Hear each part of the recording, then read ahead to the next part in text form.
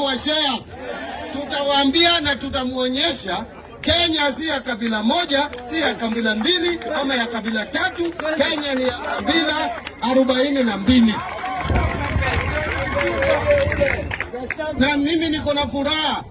Sasa tumeondoa hii vikwazo. Ilikuwa hapa ya kuweka vikwazo watu wengine juu wanaona watu wengine wanakuwa wengi, hawataki wakuwe na ID, wasikuwe na vitambulisho.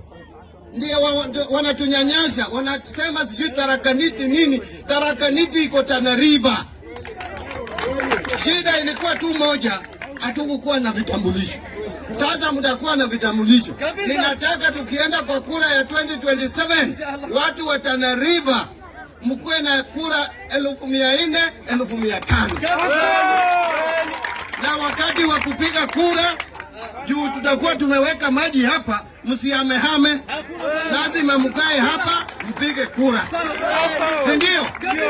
Sasa mtahama kufanya nini na maji iko hapa? Si mtakuwa tu hapa? Kwa hivyo mimi niko na furaha kukuja hapa siku ya leo. Mimi nasema tupatie Ruto second term tena.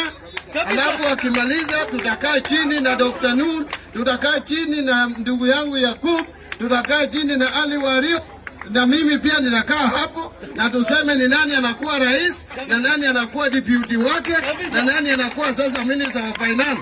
Juu hata mimi nitakuwa nimechoka sasa hiyo na hiyo kazi.